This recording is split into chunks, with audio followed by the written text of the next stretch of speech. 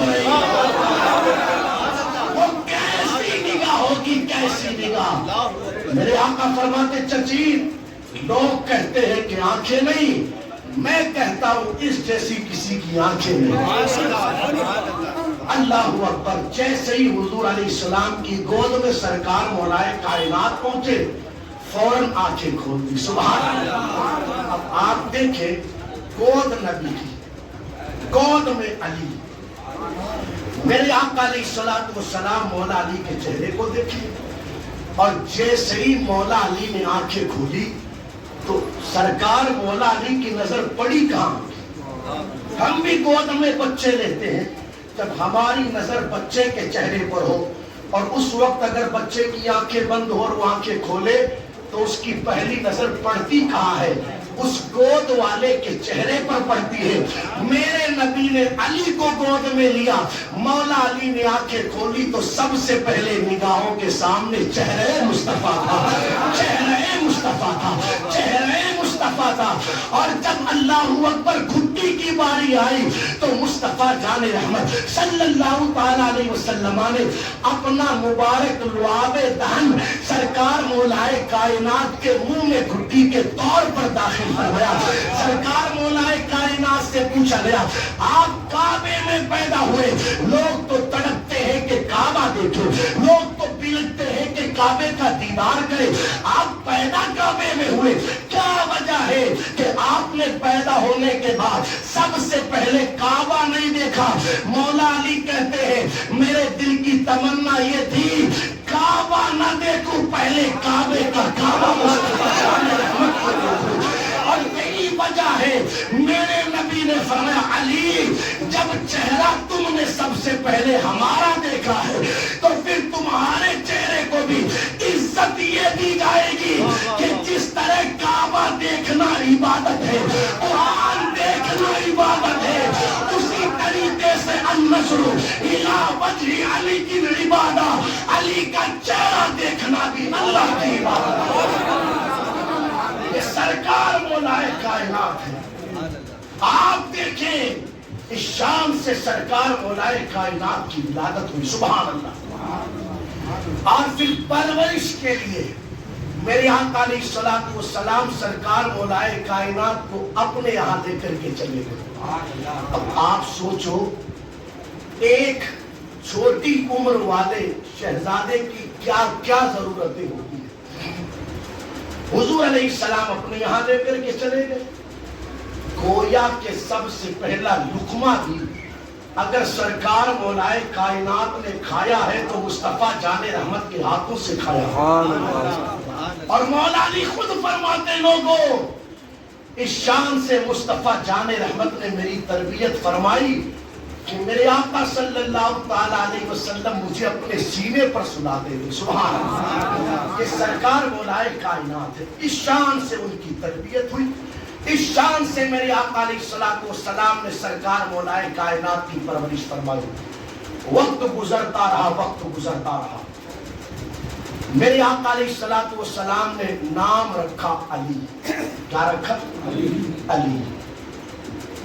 یہ صرف نام ہی علی نہیں بلکہ سرکار مولائے کائنات ہر اعتبار سے علی ہے۔ علی کا معنی ہوتا ہے بلند۔ کیا ہوتا ہے؟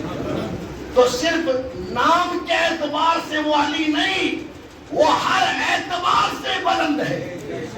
آپ پڑھیں سرکار مولائے کائنات کی زندگی، علم دیکھو تو علم میں بلند، سبحان اللہ، سبحان اللہ۔ تقوی دیکھو تو تقوی میں بلند، سخاوت دیکھو تو سخاوت میں بلند، قرآن فہمی دیکھو تو اس میں بلند۔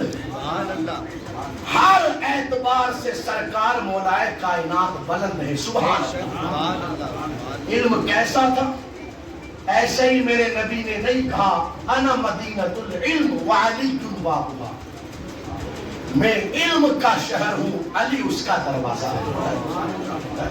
ایسا علم اللہ نے سرکار مولائے کائنات کو عطا فرمایا، سائل کا سوال بعد میں پورا ہوتا، جواب پہلے ہی عطا کر دیا۔ آپ خود فرماتے لوگوں اگر عیسائی میرے پاس سوال کرنے آتا ہے تو جواب انجیل سے دیتا ہوں، یہودی سوال کرنے کے لیے آتا ہے، جواب توریت سے دیتا ہوں، اور اگر کوئی مسلمان سوال کرنے کے لیے آتا ہے تو جواب قرآن سے دیتا ہوں۔ یہ سرکار مولا کائنات کا علم ہر آنے والے کو جواب قرآن سے دے دے، ہر آنے والے کو جواب قرآن سے دے دے۔ حتیٰ کہ ایک بدبخت آیا اور آ کر کے کہنے لگا، علی آپ یہ کہتے ہو کہ ہر چیز کا علم قرآن میں ہے، ذرا آپ بتاؤ نا کہ آپ کی داڑھی گھنی ہے، آپ کی داڑھی گھنی ہے اور میری داڑھی ہلکی ہے، بتاؤ نا ذرا اس چیز کا ذکر قرآن میں کہا ہے؟ سبحان اللہ۔ کیا پوچھا؟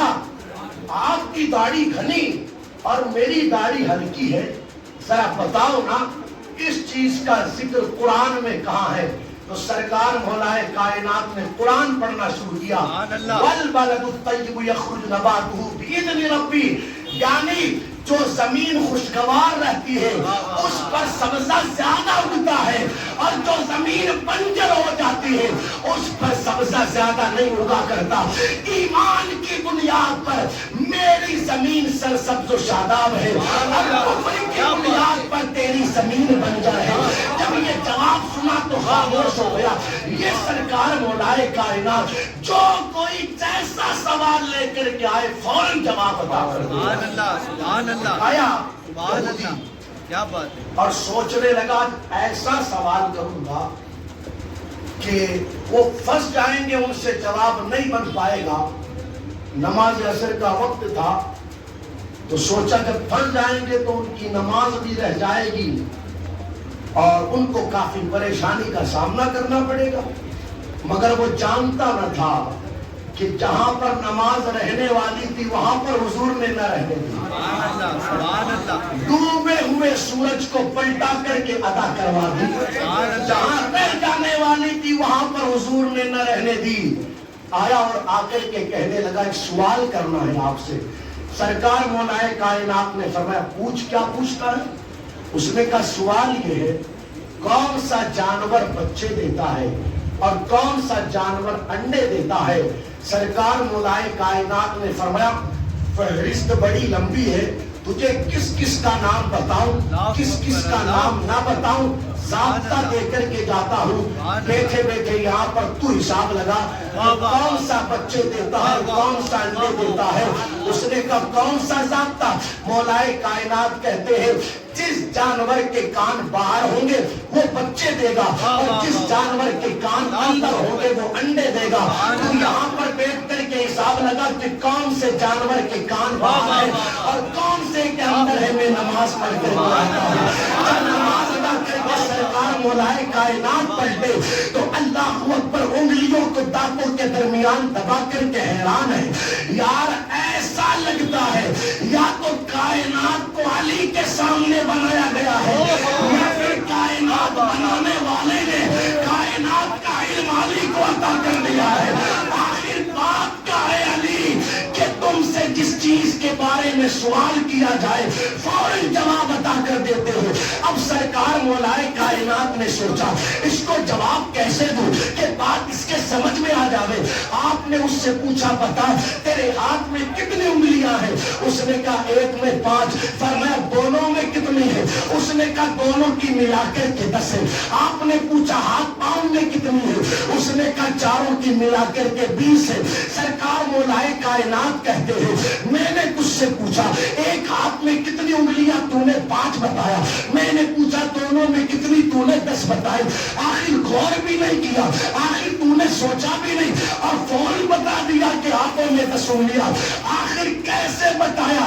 اس نے کہا اس میں سوچنے کی بات کیا ہے، صبح شام رات دن ہر وقت انگلیاں میرے سامنے رہتی ہیں۔ مولا علی کہتے ہیں جس طرح انگلیاں میرے سامنے رہتی ہیں اللہ کی کائنات علی کے سامنے رہتی ہے۔ جس چیز کے بارے میں سوال کرتا ہے علی فوراً جواب عطا کرتا ہے۔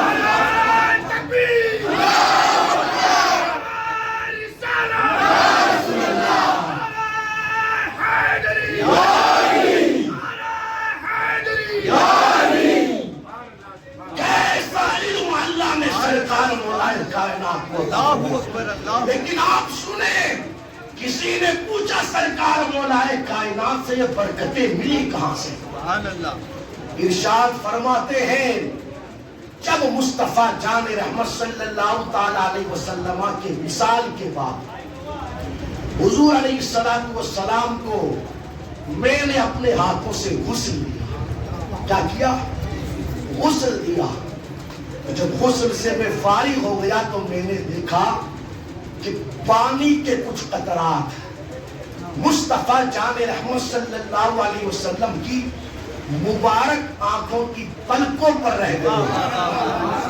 تو دل نے کہا علی موقع بڑا سبحان اللہ. بابرکت ہے، اس کو ضائع نہ ہونے دیا جائے.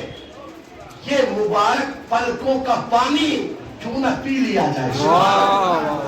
مصطفیٰ جان رحمت صلی اللہ علیہ وسلم کی مبارک پلکوں کا پانی سرکار مولائے کائنات فرماتے میں نے پی لیا. کہتے اسی مبارک پانی کی برکتیں ہیں اللہ نے بے پناہ علم علی کو عطا فرمایا. ایسا علم تھا جو جس بارے میں سوال کرے سرکار مولائے کائنات جواب عطا کر دے. اور سخاوت سبحان اللہ، سخاوت کیسی سبحان اللہ. یار جب شہزادوں کی سخاوت کا کوئی اندازہ نہیں لگا سکتا تو سرکار مولائے کائنات کی سخاوت کا عالم کیا ہوگا. آؤ ترے زہرا پر پھیلائے ہوئے دامن، یہ نسل کریموں کی لجپال گھرانہ ہے. یہ گھرانہ وہ گھرانہ ہے کہ خود تو فاقوں میں زندگی گزار لیتا ہے مگر آنے والوں کی جھولیوں کو بھر دیا جاتا ہے، آنے والوں کی مرادوں کو پورا کر دیا جاتا ہے، آنے والے کے سوال کو پورا کر دیا جاتا ہے. کیسی سخاوت کی سرکار مولائے کائنات کی. ایک مرتبہ کسی نے آ کر کے کہا بھوکا ہوں روٹی چاہیے. سرکار مولائے کائنات کا ایک غلام ہے نام جس کا قمبر ہے، اس نے کہا سرکار سائل آیا ہے اور روٹی چاہتا ہے. فرمایا دے دو اسے روٹی. غلام نے کہا سرکار روٹی کیسے دے دوں، روٹی تو توشہ دان کے اندر ہے. فرمایا توشہ دان کے ساتھ میں دے دو. اس نے کہا سرکار کیسے دے دوں، توشہ دان تو اونٹ کے اوپر ہے. فرمایا اونٹ کے ساتھ ہی دے دو. کہا سرکار کیسے دے دوں، اونٹ تو کئی اونٹوں کی قطاروں میں لگا ہے. فرمایا پوری قطار کے ساتھ ہی دے دو. کیسی سخاوت تھی، کیسی سخاوت. آنے والا روٹی دینے کے لیے آیا مگر اسے اونٹوں کی قطار دی جا رہی ہے. کیسی سخاوت کی سرکار مولائے کائنات. ایسی سخاوت، ایسی سخاوت.